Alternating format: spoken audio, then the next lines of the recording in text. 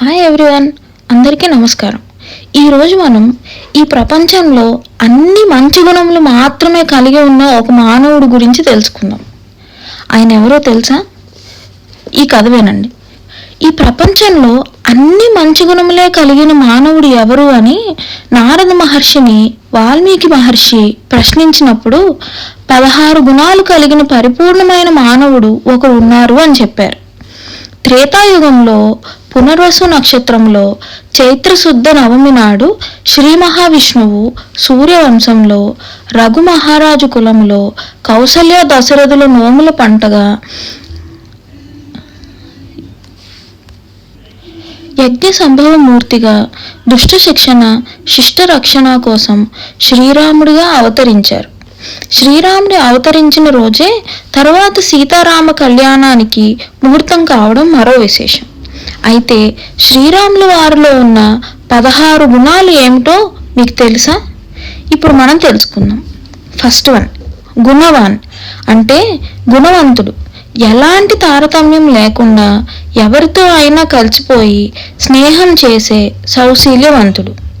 Second one, వీర్యవాన్ అంటే వీర్యవంతుడు. ఎంతమంది శత్రువులు ఉన్నప్పటికీ స్థిరమైన ధైర్యంతో అందరినీ ఎదిరించగలవాడు. ధర్మజ్ఞశ్య అంటే ధర్మస్వరూపుడు. ఎలాంటి పరిస్థితుల్లో అయినా ధర్మం తప్పనివాడు. ఫోర్త్ వన్, కృతజ్ఞశ్య అంటే కృతజ్ఞుడు. తనకు చేసిన అపకారాన్ని మరిచి ఎవరినైనా చేసిన చిన్న సహాయమైనా గుర్తుపెట్టుకునేవాడు. ఫిఫ్త్ వన్, సత్యవాక్యు అంటే సత్యవంతుడు. ఎల్లప్పుడూ సత్యము మాత్రమే పలికేవాడు. సిక్స్త్ వన్, దృఢవ్రత అంటే పట్టుదల కలిగినవాడు. ఎలాంటి పని అయినా సంకల్పిస్తూ పూర్తి చేసే వరకు గట్టి పట్టుదల కలవాడు.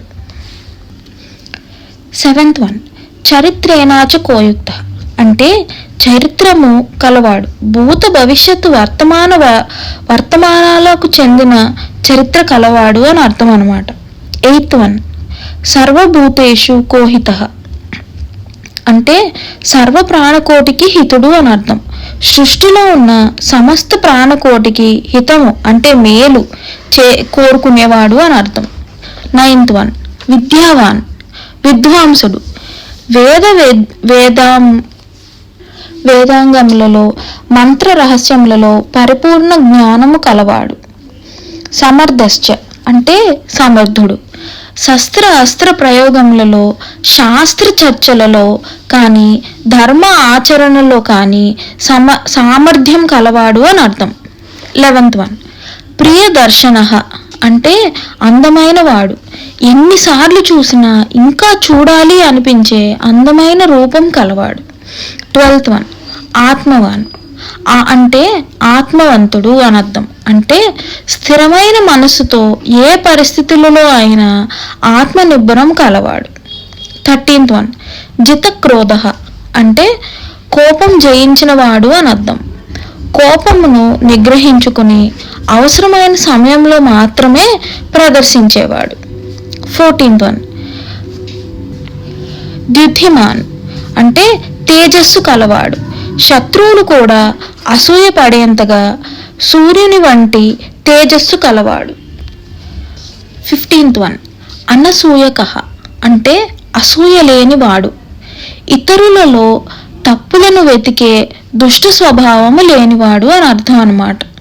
16th వన్, బిభ్యాతి దేవశ్చ అంటే ఎవరికైనా కోపం వస్తే దేవతలు సైతం తనతో యుద్ధం చేయటానికి భయపడతారో అలాంటి వాడు అని అర్థం.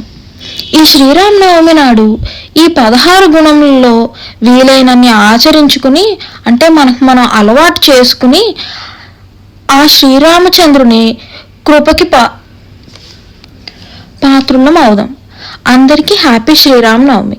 ఈ వీడియో కనుక మీకు నచ్చినట్టయితే please like, share and subscribe. Thank you.